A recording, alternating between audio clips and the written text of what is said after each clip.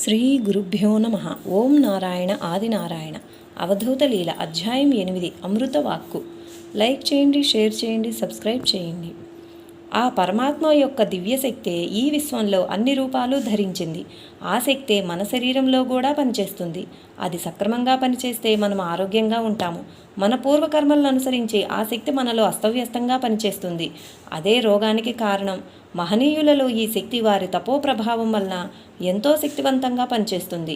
కనుకనే వారు తక్కిన ప్రకృతిని ఎంతో చిత్రంగా శాసించగలుగుతారు. దుస్సాధ్యమైన రోగాలను కూడా వారు నివారించగలరు.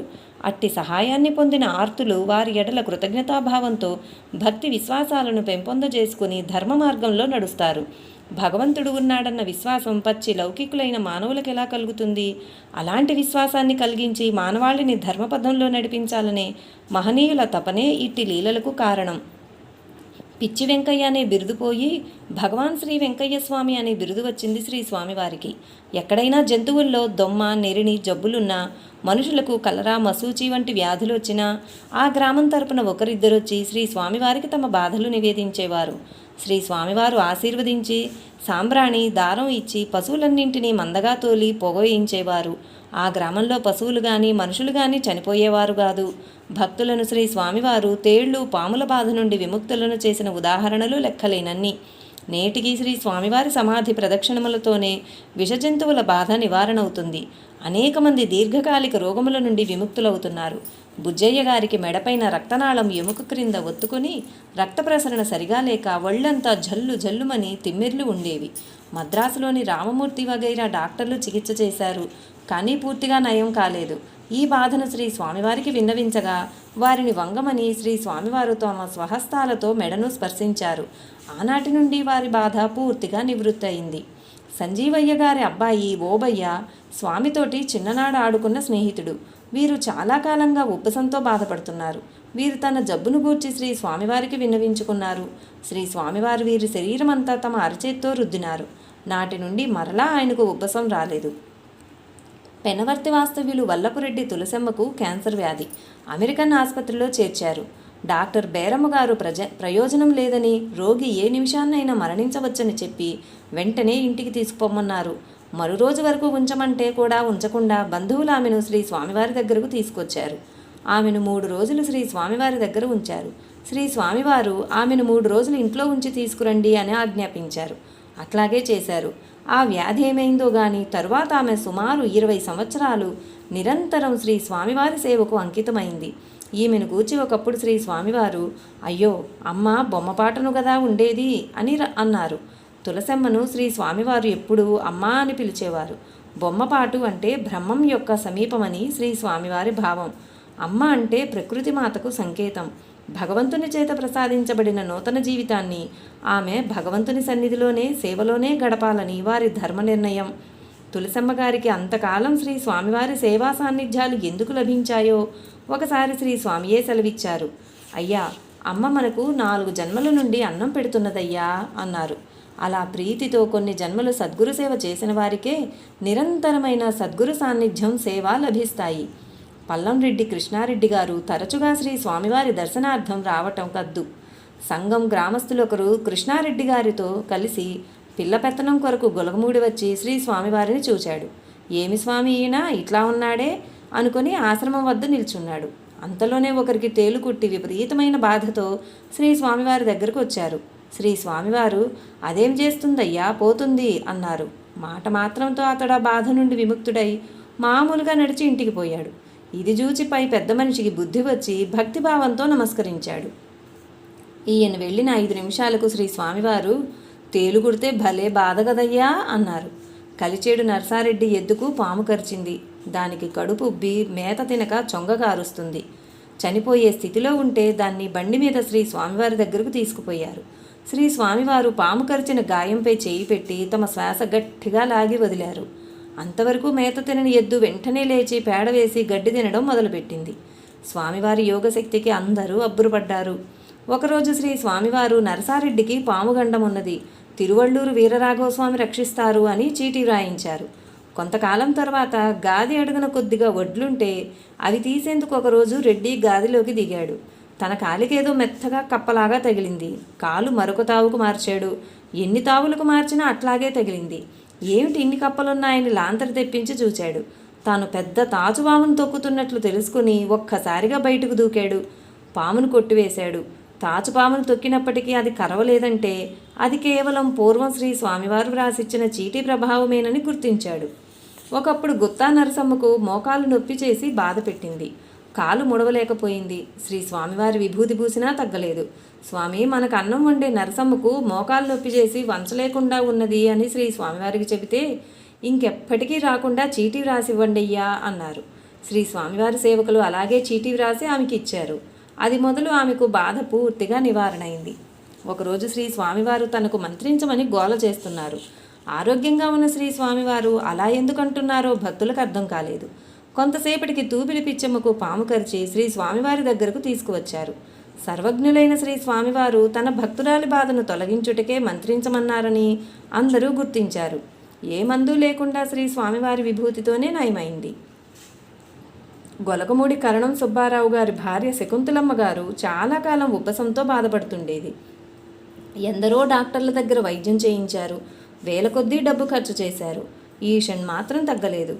ఇక లాభం లేదని ఆంజనేయ స్వామికి ప్రదక్షిణలు చేయించాలని అనికేపల్లి నుండి గొలగమూడి వచ్చి శ్రీ వెంకయ్య స్వామి వారికి విన్నవించుకున్నారు. 20 రోజుల్లో తగ్గిపోతుంది. మీరు గొలగమూడిలో నివసించే ఇల్లు వదిలి పోవద్దు. మీ స్థిర నివాసమైన అనికేపల్లి వదిలి గొలగమూడిలోని పూరిపాకలోనే స్థిరంగా ఉండండి. నేను చెప్పిందాకా గట్టి ఇల్లు కట్టవద్దు అని చెప్పారు శ్రీ స్వామివారు. అలానే చేస్తే శ్రీ స్వామివారు చెప్పిన టైంకు అన్ని సంవత్సరాలు బాధించిన ఉబ్బసం అంతు లేకుండా పోయింది. 1981 సంవత్సరంలో తుఫాను వల్ల గొలగమూడిలోని ఆ పూరిపాక కూలిపోయింది. ఆ స్థలంలోని ఇల్లు కట్టే ప్రయత్నంలో శ్రీ స్వామివారికి చెప్పకుండానే ఇల్లు వేసుకున్నదాకా అనికేపల్లిలోని వారి పాత మిద్దెలో తాత్కాలికంగా ఉండేందుకు వెళ్ళారు. మరలా జబ్బు చేసింది.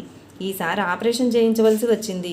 మరలా శ్రీ స్వామివారికి చెప్పుకుంటే ఈ పూరింటిలోనే ఉండండి, ఆరోగ్యం బాగుంటుంది అని వ్రాయించిచ్చారు. వారు అలానే చేశారు. శ్రీ స్వామివారి కృప వల్ల మరలా ఆ జబ్బు కనిపించలేదు. కనుకనే కృతజ్ఞతతో ప్రతి నిత్యం పూజా ద్రవ్యములు తెచ్చి శ్రీ స్వామివారు దేహత్యాగం చేసిన చోట శ్రీ స్వామివారు ప్రతిష్ఠించిన పాదుకలను పూజిస్తుంటారు. అట్లా నియమంగా భక్తి శ్రద్ధలతో ఉండేటట్లు చేయాలంటే అది ఒక్క సద్గురువునికే తగును కదా. పెద్ద గోపారం నుండి 1979 ప్రాంతంలో ఒక ఆమె శ్రీ స్వామివారి దర్శనార్థం వచ్చింది. ఆమెకి 22 సంవత్సరాల కుమారుడుండేవాడు. అతనికి 2 సంవత్సరాలకు పూర్వం మనస్సు స్థిమితం తప్పి పిచ్చి పట్టింది. ఆ యువకుని తమ వద్ద ఉంచమని ఆజ్ఞాపించారు. క్రమేణా పిచ్చి తగ్గి స్వస్థుడయ్యాడు. ఆమె ఈనాటికి తన ఇంటిలోనే శ్రీ స్వామివారికి నిత్యం దీపారాధన చేసి పూజిస్తుంది. కలిచేడు ఈశ్వరమ్మకు కడుపులో గడ్డలేచి 9 నెలల గర్భం వలె ఉండేది. డాక్టర్లు ఆపరేషన్ చేయాలన్నారు. అంతవరకు శ్రీ స్వామివారితో ఆమెకు గల అనుభవముల కారణంగా అచంచల విశ్వాసంతో శ్రీ స్వామివారినే తరుణోపాయం వేడింది. అమ్మా, నీవు 100 రూపాయలు కడితే రేపటికి బాధ నివారణ అవుతుంది అని శ్రీ స్వామివారు సెలవిచ్చారు. పూర్ణ విశ్వాసానికి నిదర్శనంగా ఆమె ఇంటికి కూడా పోకుండా ఊరిలో ఎవరినో అడిగి తెచ్చి 100 రూపాయలు వెంటనే సమర్పించింది. నాటి రాత్రి శ్రీ స్వామివారు తనకు ఆపరేషన్ చేసినట్లు స్వప్నం వచ్చింది. తెల్లవారి క్రమంగా బాధ తగ్గి ఆరోగ్యం చేకూరి ఆపరేషన్ అవసరం లేకుండానే పొట్టవాపు తగ్గిపోయింది. రోసిరెడ్డికి చేతి వేలు మీద పాము కరిచింది. ఆ వేలును శ్రీ స్వామివారు తమ తొడపై పెట్టమని తమ కుడి అరచేతితో కొంచెం సేపు నొక్కి ఉంచారు. బాధ పూర్తిగా తగ్గింది. రోసిరెడ్డి, నీ ఒళ్ళు సంజీవి అయ్యిందయ్యా అన్నారు శ్రీ స్వామివారు. ఆనాటి నుండి రోసిరెడ్డి గారిని ఎన్నో మార్లు విషజంతువులు కరిచినా కానీ విషమెక్కదు. కొర్రకూటి హరనాథనాయుడు గారికి నోటి వెంట రక్తం పడేది. ఇంగ్లీష్ మందులు వాడితే తగ్గింది. కానీ కొన్నాళ్లకు మరలా రక్తం పట్టడం ప్రారంభమైంది. ఈసారి వైద్యులకు వైద్యుడైన శ్రీ వెంకయ్య స్వామి గారిని ఆశ్రయించాడు. ఏ మందు లేకుండా తగ్గితే టెంకాయ కొడతానని మొక్కుకున్నాడు. చిత్రంగా అది మొదలుకొని ఏ మందు లేకుండానే రక్తం పడడం ఆగిపోయింది. ఒకప్పుడు శ్రీ వెంకయ్య స్వామి వారు పెన్నబద్వేలులో మకాం చేశారు. ఆ సమయంలో మహిమలూరు వాస్తవ్యులు మునికూటి రామయ్య గారికి కడుపు నొప్పి, దడ, బలహీనత, ఒళ్ళు నొప్పులు వచ్చాయి. వాటిని తగ్గించడం డాక్టర్ల వల్ల కాలేదు. పెన్నబద్వేలు వాస్తవ్యులు ఒకరు వారింటికి వచ్చి శ్రీ స్వామివారి మహిమను గూర్చి చెప్పి పెన్నబద్వేలుకు వచ్చి వారిని దర్శించి బాధ నుండి విముక్తులవ్వమని చెప్పారు. ఆనాటి రాత్రి శ్రీ స్వామివారు రామయ్య గారికి స్వప్న దర్శనమిచ్చి, నేను పెన్నబద్వేల్లో ఉన్నాను, నా దగ్గరకు రా, నయం చేస్తాను అని చెప్పారు. అదే ప్రకారం అతడు శ్రీ స్వామివారిని దర్శించి స్వప్నంలో కనిపించి చెప్పింది వీరేనని గుర్తించి ఆశ్చర్యపోయారు. శ్రీ స్వామివారు అతన్ని ఒక నెల రోజులు తమ సన్నిధిలో ఉండమని ఆజ్ఞాపించారు. అతడు అలానే చేస్తే ఏ మందులు లేకుండానే స్వస్థుడైనాడు. అది మొదలు తమ ఇంటి దగ్గర శ్రీ స్వామివారికి ఒక పూరిపాక కేటాయించి శ్రీ స్వామివారికి ఆతిథ్యమిస్తూ పేదవాడైన చాలా భక్తి శ్రద్ధలతో శ్రీ స్వామివారిని సేవించాడు. శ్రీ స్వామివారు మునికూటి రామయ్య గారింట్లో ఉండగా ఒకరోజు వారిని కొంచెం బియ్యం తెమ్మని ఆ బియ్యాన్ని అచ్చటనున్న మంచినీళ్ల బాన దగ్గర వేసి, అయ్యా, ఇది మిద్దిల్లవుతుందని ఆశీర్వదించారు. కటిక పేదవాడైన రామయ్య గారు కొద్ది కాలంలో నిజంగా శ్రీమంతుడై మిద్దె కట్టుకున్నాడు. మహాసమాధి అనంతరం కూడా స్వప్నంలో శ్రీ స్వామివారు ఇచ్చిన ఆజ్ఞ మేరకు నెలకోసారి శ్రీ స్వామివారి సమాధి దర్శనార్థం గొలగముడి వస్తుంటారు. నారాయణ రెడ్డి తల్లిగారైన తులసమ్మ గారు నరసమ్మ గారికి ఇలా చెప్పారు. ఒకడు కడుపు నొప్పితో చాలా కాలం బాధపడ్డాడు. ఎన్నో వైద్యాలు చేయించాడు కానీ నెమ్మదించలేదు. ఎవరో చెప్పగా విని శ్రీ స్వామివారి సన్నిధికి వచ్చి కొన్నాళ్లున్నాడు. నొప్పి కాస్త తగ్గింది కానీ పూర్తిగా పోలేదు. ఒకనాటి రాత్రి అతనికి స్వప్నంలో తాటిమాను ప్రమాణం పైకి లేచి మండే అగ్నిగుండం పై భాగంలో శ్రీ స్వామివారు కూర్చొని దర్శనమిచ్చారు. ఆ దృశ్యం చూచి భయంకరంగా అరిచాడు. అందరూ అతన్ని తట్టి లేపి స్థిమితపరిచారు. తెల్లవారేసరికి అతనికి బాధ ముప్పాతికి తగ్గింది. శ్రీ స్వామివారు అతనితో, అయ్యా, నీ నొప్పి ఇంతకు పెరగదు, తగ్గదు, నీవింటికి పో అని ఆజ్ఞాపించారు. అతడు అట్లే వెళ్ళిపోయాడు. నెల్లూరు వాస్తవ్యులు తాళ్ళూరు శ్రీనివాసులు గారికి గుండె నొప్పి వగైరా ఉండేవి. చిన్ననాటి నుండి భయం ఉండేది. శ్రీ స్వామివారిని దర్శించిన తర్వాత తన శారీరక బాధలేగాక మానసిక బాధలు కూడా మటుమాయమైనాయి.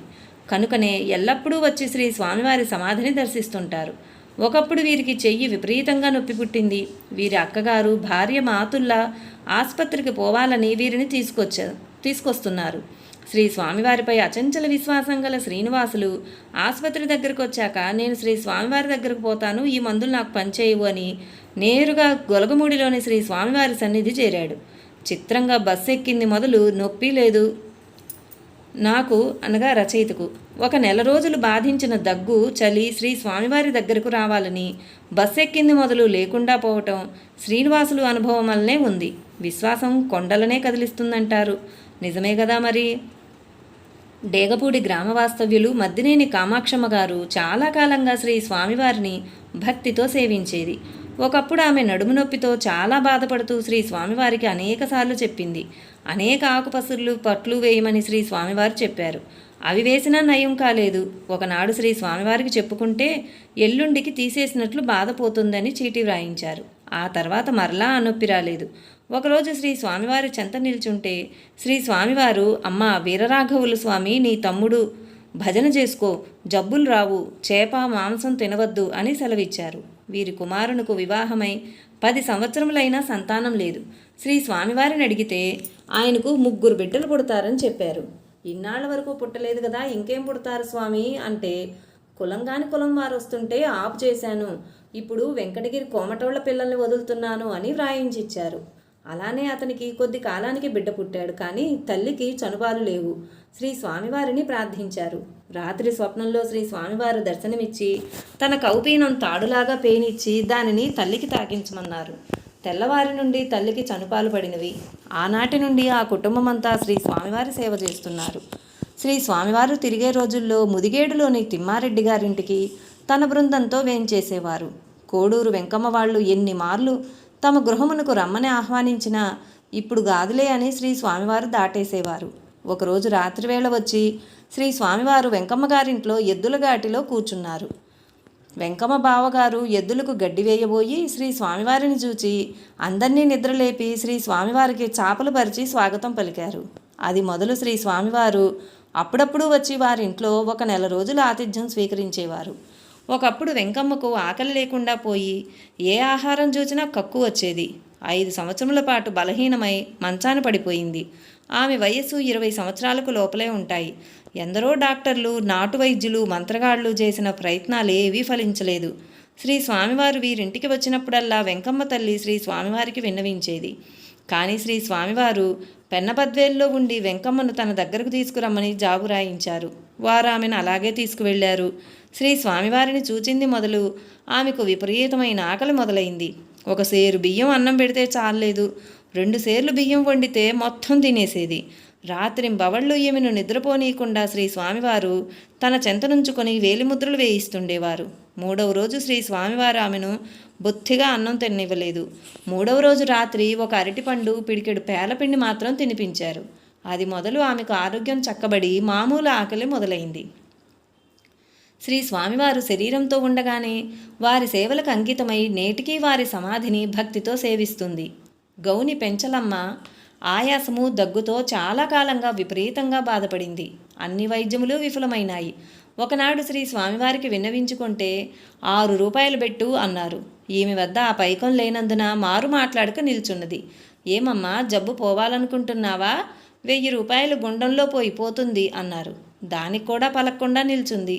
మరొక రోజు ఈమె 5 రూపాయలు శ్రీ స్వామివారికి సమర్పించి మరలా తన బాధను గుర్చి విన్నవించుకున్నది.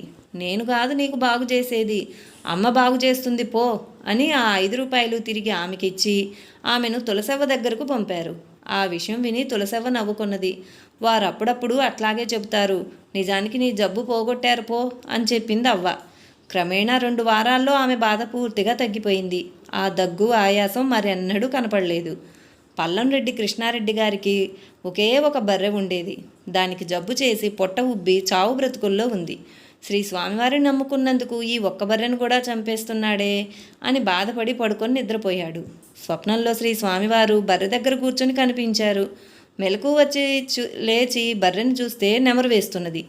లేవగొడితే ఒక బకెట్ మూత్రం విసర్జించి మేత తినడం మొదలుపెట్టింది. పొట్ట ఉబ్బరం ఎలా పోయిందో ఆశ్చర్యం. శ్రీ స్వామివారు తలుపూరు మాదిగనాం గని దగ్గర విడిది చేశారు. ఒకనాడు అచ్చటి నుండి వెళ్ళాలని సామాన్లన్నీ కట్టుకున్నాక నొప్పం వచ్చింది, పోయేందుకు లేదు అని శ్రీ స్వామివారు కదలలేదు. 1 గంటలో కడుపు నొప్పితో మెలికలు తిరిగిపోతున్న బిడ్డనెత్తుకొని ఒక తల్లి వచ్చింది. శ్రీ స్వామివారు చీటీ వ్రాయించిన వెంటనే నిమిషాల మీద ఆ పిల్లవాడు స్వస్థునైనాడు. తలుపూరు గ్రామం వింజం వీనమ్మ ఇలా చెప్తుంది. నా కుమారుడు చిరంజీవి ప్రసాద్ 11 నెలల పిల్లవాడు. కొద్దిగా నడిచే రోజులు. 1972లో ఎడమకాలు చచ్చు వచ్చి కదిలించలేకపోయాడు. నెల్లూరు డాక్టర్లు వెన్నుపూసలో నీరు తీయాలని మందులు వాడమని వ్రాస్తే వాడుతున్నాం. 4వ రోజు శ్రీ స్వామివారు మా పక్కింట్లో విడిది చేసి ఉన్నారు. అందరూ పిల్లవాణిని వారికి చూపించమన్నారు. అప్పటి వరకు శ్రీ స్వామివారి బృందం అంటే పొట్టగడుపుకునే సోమరి బృందం అని తోలనాడేదాన్ని. అందరి బలవంతంపై బిడ్డను తీసుకెళ్లి నిల్చున్నాను. ఉదయం నుండి ఎంతోమంది వచ్చి ఉంటే మాట చెప్పని శ్రీ స్వామివారు నేను వెళ్ళిన వెంటనే ఈ పిల్లవానికి 16వ రోజు కాలు పోతుంది, ఆయుష్ 6 కాదు 7 9 లేదు 16 సంవత్సరములు అంతే అని వ్రాయించి చీటీ ఇచ్చారు.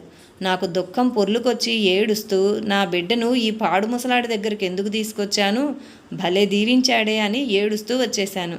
16వ రోజు ఎప్పుడొస్తుందా అని ఎదురు చూస్తున్నాను.